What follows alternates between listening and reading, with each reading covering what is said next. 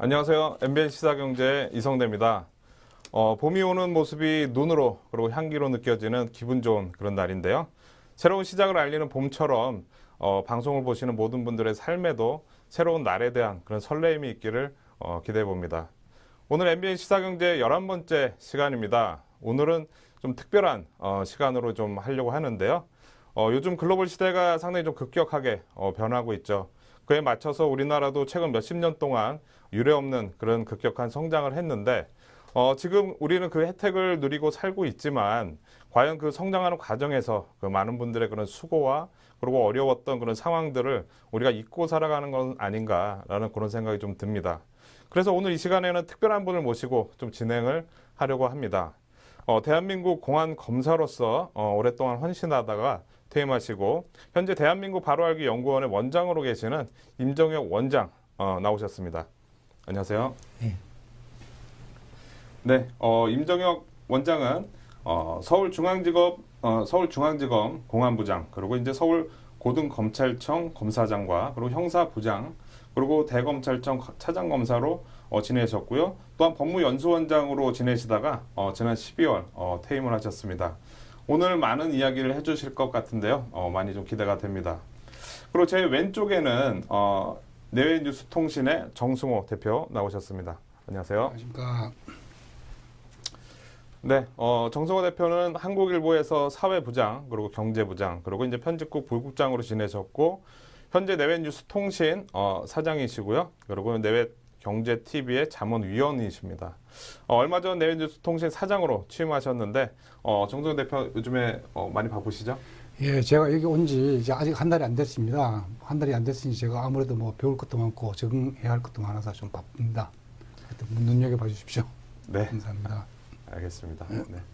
자, 오늘 두 분 모시고 상당히 좀 재미있는 그런 이제 주제에 대해서 얘기를 나눠야 될 것 같은데요. 그럼 MBN 시사경제 지금 시작하도록 하겠습니다.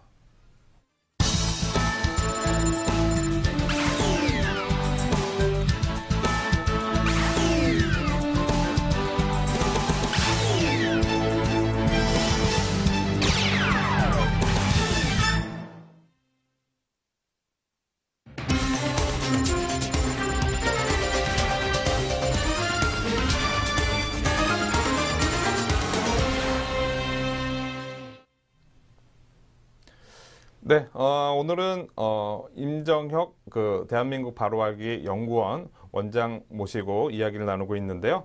먼저 원장님께 질문을 좀 드려보도록 하겠습니다. 공직을 그만두신 지 좀 되셨죠?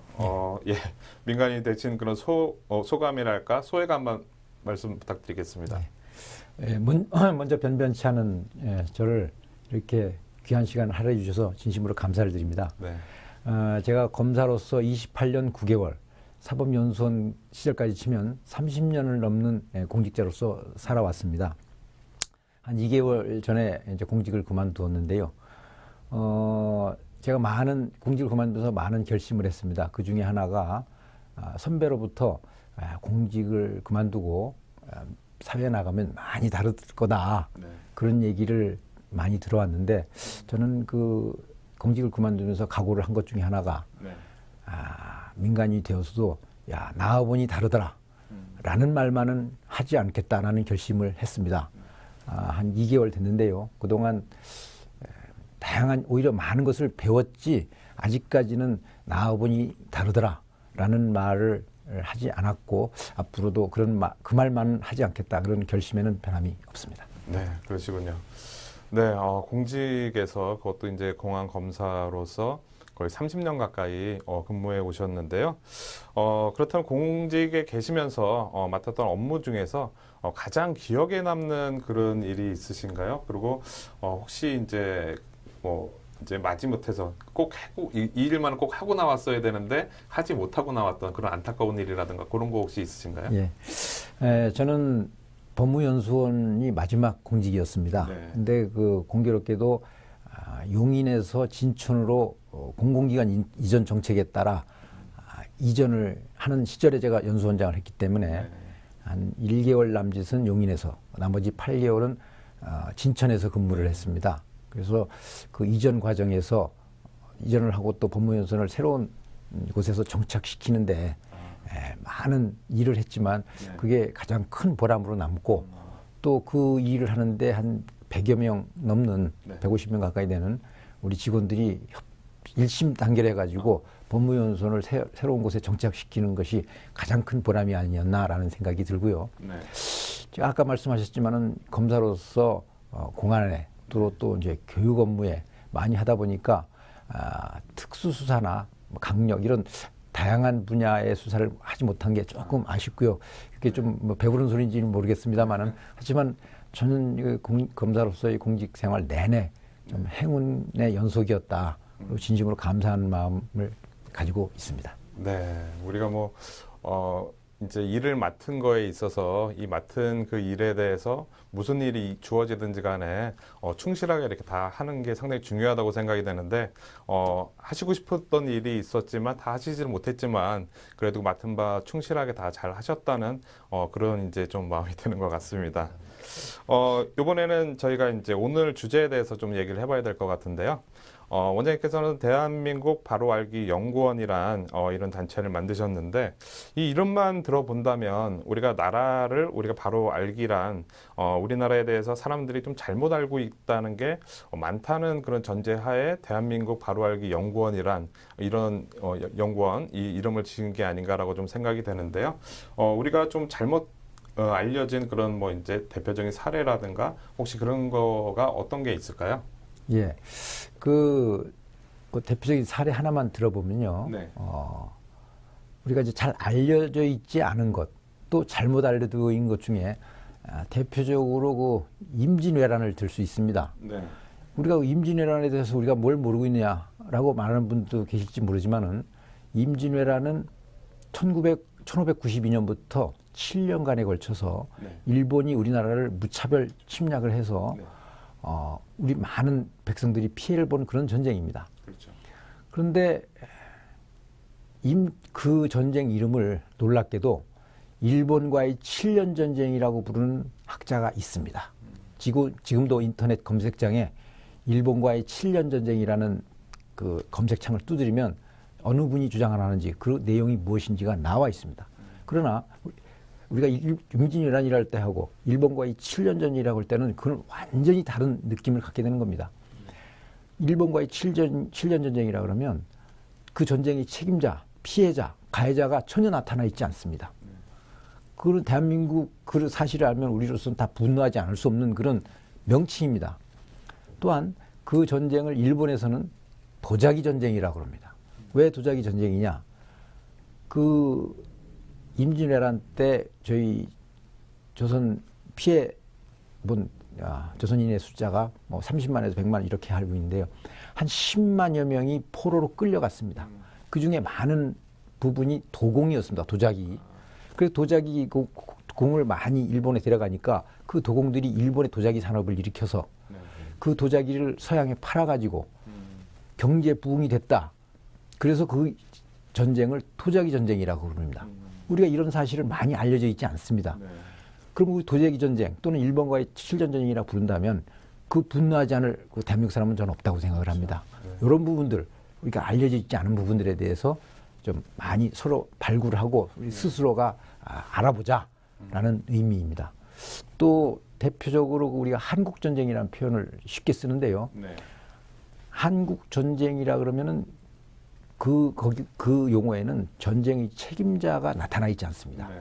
우리가 예전에는 6.25 사변이란 말을 썼는데 6월 25일에는 난 사변입니다. 그래서 자유 대한민국이 침탈당한 그런 날인데 그런 용어나 왜곡된 사실들, 잘 안 알려져 있는 사실들에 대해서 찾아내고 그것을 공부하자는 우리 역사에 대한 문화에 대한 모든 분야에 대한 자각과 자성과 자습을 하자는 취지에서 출발한 단체라고 보시면 되겠습니다. 네, 그렇군요.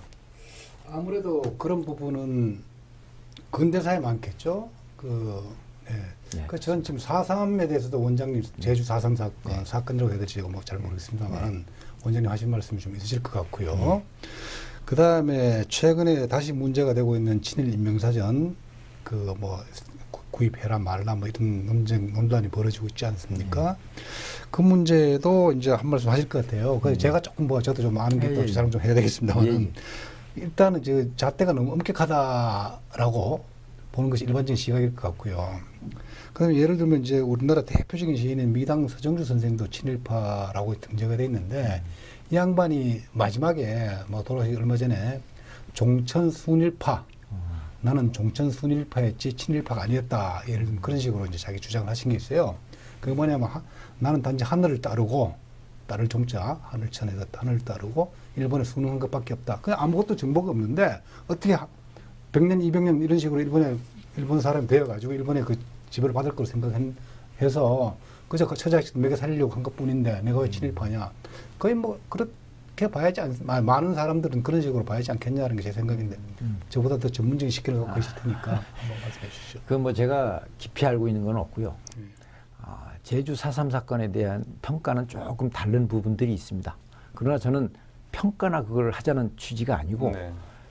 제가 작년에 어떤 자리에서 상당히 그 고위직에 계신 분하고 무슨 얘기를 하다가 제주 4.3 사건이 몇 년도에 일어났는지 혹시 알고 계십니까? 라는 질문을 한 적이 있습니다.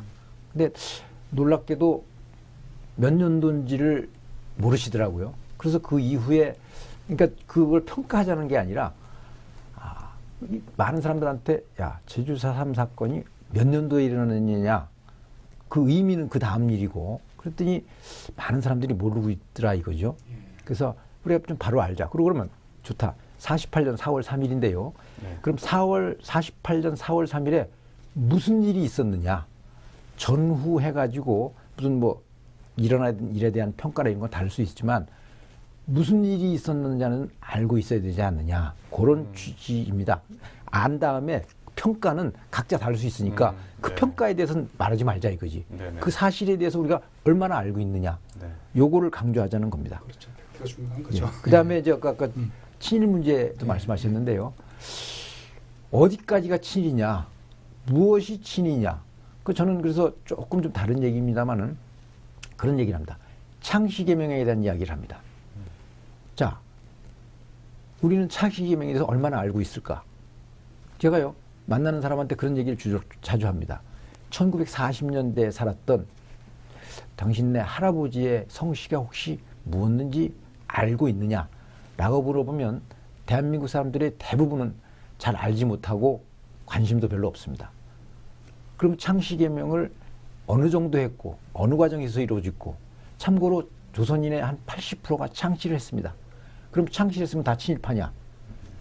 그런 의문을 던지는 겁니다. 그러니까 결론을 내자는 취지가 아니고 그럼 그 민족 말살 정책의 대표적인 사건으로 들 수 있는 창씨개명 사건. 그래서 과연 우리는 얼마나 알고 있느냐. 그 다음에 평가나 그건 그 다음 일이라 이거죠. 그렇죠. 네. 우리는 창씨개명에 대해서 좀 공부를 하고 좀 알아보자. 이런 게 조목조목 네. 이런 걸 좀 알고 발굴하고 자각하고 자성하고자 하는 네. 그런 메시지를 던져주고 네, 하는 네, 그런 네. 취지라고 보시면 좋은 되겠습니다. 말씀이십니다. 네, 예. 그렇군요. 우리가 살면서 우리가 많이 잊혀졌던 그런 우리 대한민국에 대해서 많이 잊혀졌던 그런 일들이 정말 많은데 크게 이제 영향을 줬었던 그런 일들이 많은데 그런 부분들을 평가하는 것이 아니라 그런 일들이 있었다는 사실을 우리가 많이 알리는 그런 이제 단체라고 이렇게 보시면 될 것 같은데요. 그런 목적들이 이제 이 대한민국 바로 알기 연구원을 창설하게 된 동기라고 보면 될 것 같은데 그렇다면 많은 사람들 그리고 이제 특히 젊은이들 같은 경우에 왜 그렇게 잘못 알게 되는 이런 상황이 나왔다고 보시나요? 한마디로 교육입니다. 네. 교육. 그 중에서도 교과서입니다. 교과서 뭐 국정화에 대한 뭐 찬반 논쟁이 있습니다만 저는 그렇게 묻고 싶습니다. 교과서 문제가 됐을 적에 지금도 압도적으로 국정화 반대하는 목소리가 높은 것으로 잘 알고 있습니다. 그러나 그 교과서 국정화가 옳으냐 마르냐에 대한 답변을 하는 분들에게 묻고 싶은 말 중에 하나가 혹시 한번 우리 아이들이 보고 있는 교과서를 읽어본 적이 있습니까? 라고 물어본다면 과연 우리 아이가 보고 있는 교과서를 얼마나 한번 읽어봤는지 읽거나 보고 그런 답변을 하는지